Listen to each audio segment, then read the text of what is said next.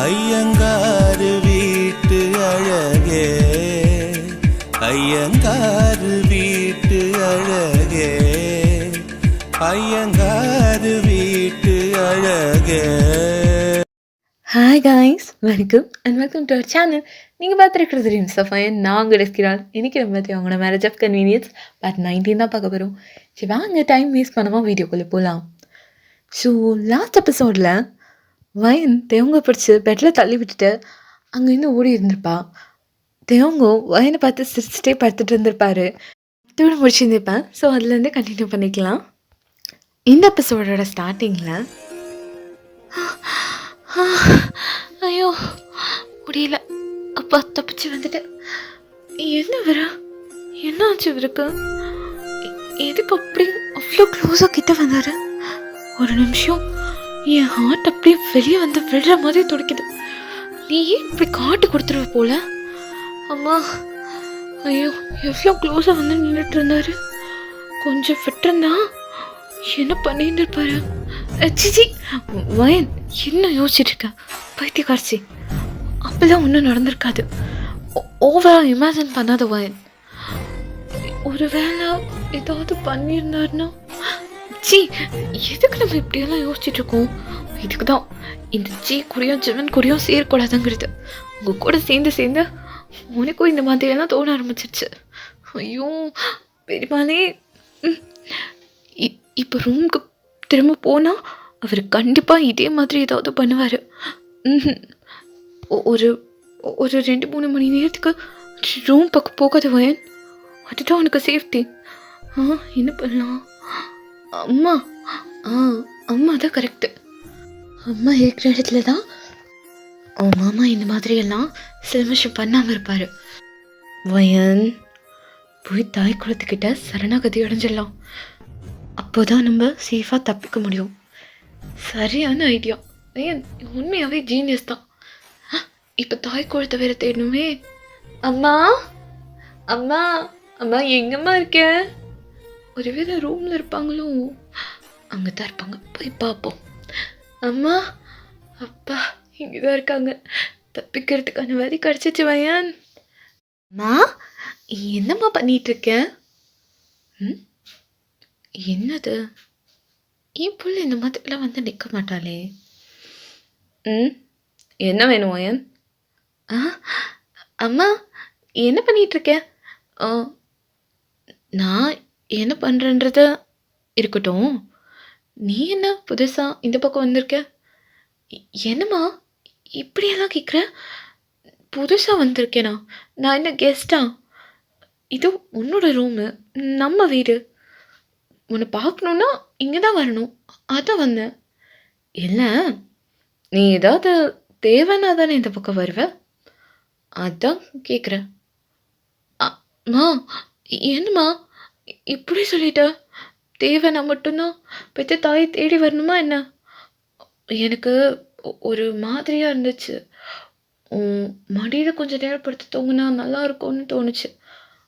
அதான் உன்னை தேடி ஒரு முக்கிய வந்துட்டேன். என்ன புதுசாக இருக்கேன், நீ இந்த மாதிரியெல்லாம் வரமாட்டியா வயன்? மா நான் மடியில் படுத்து தூங்கினதே இல்லையாம்மா, என்ன இதெல்லாம் புதுசாக இருக்குன்ற? இல்லை, நீ படுத்தெல்லாம் தூங்கியிருக்க, ஆனால் அப்போல்லாம் ஏதாவது ரொம்ப சந்தோஷமா இல்லை ரொம்ப சோகமாக இருந்தால் தானே இந்த பக்கம் வருவ.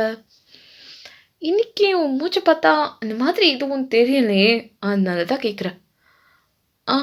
அம்மா இப்போ நான் சோகமாகவோ சந்தோஷமாகவோ இருந்தால் மட்டும்தான் உன் மடியில் படுக்கணுமா என்ன? அப்படியெல்லாம் ஏதாவது ரூல்ஸ் இருக்கா? அப்படியெல்லாம் ஒன்றும் இல்லை.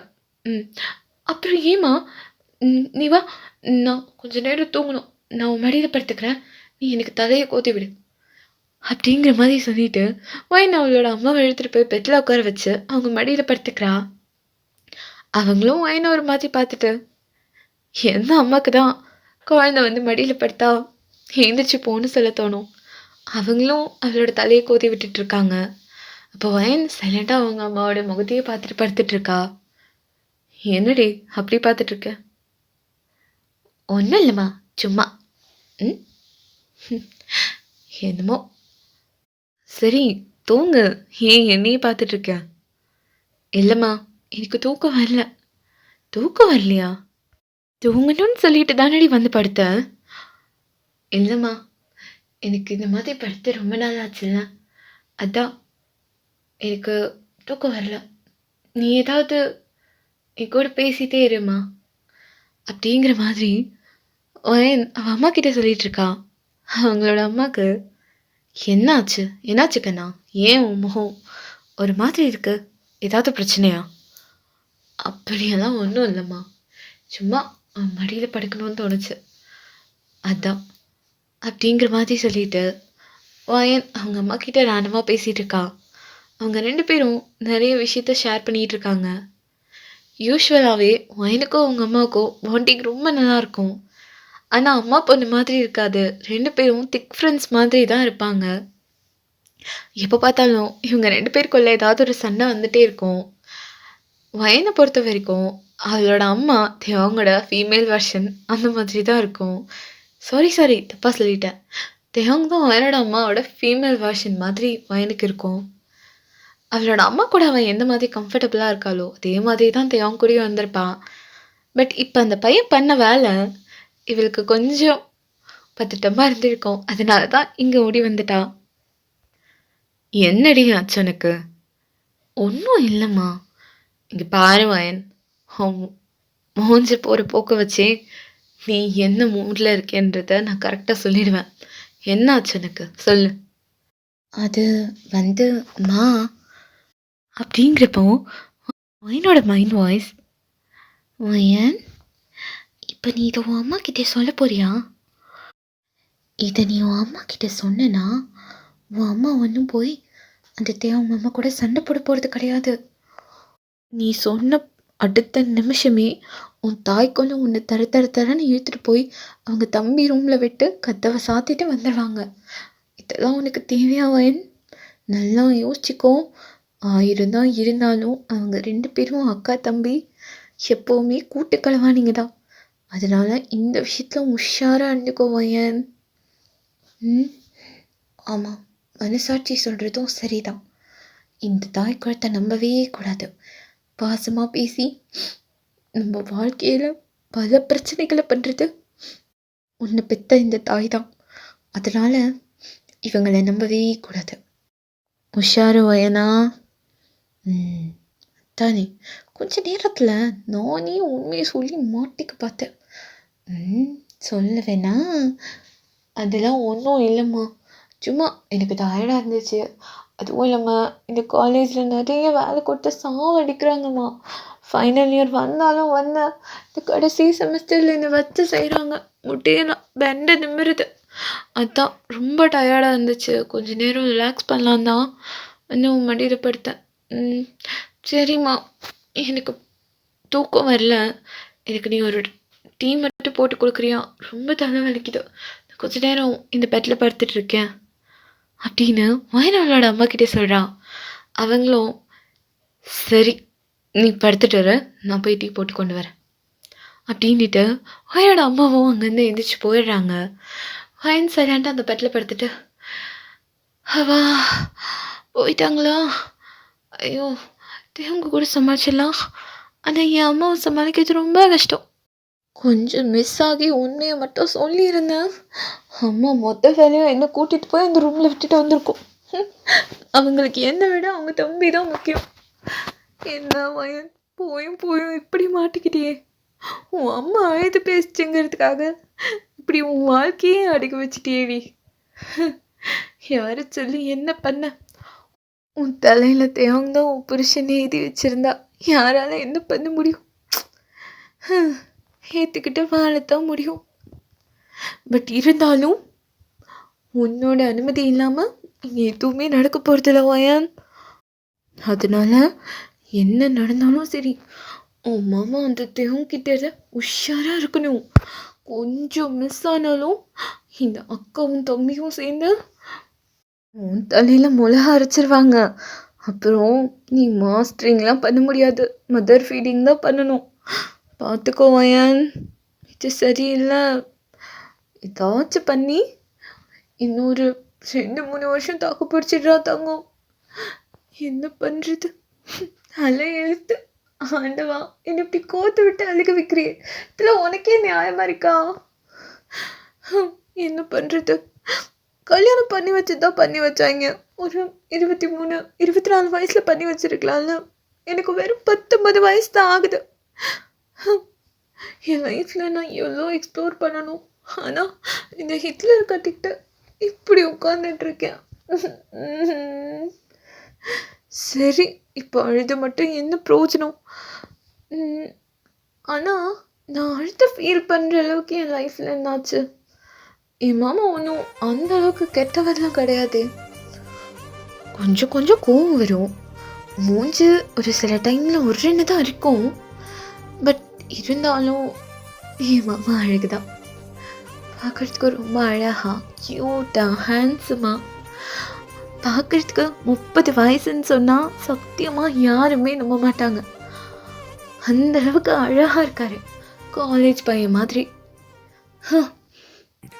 ஆமாம், அதையும் நம்மத்துக்கு தான் வேணும்ல வாயன்.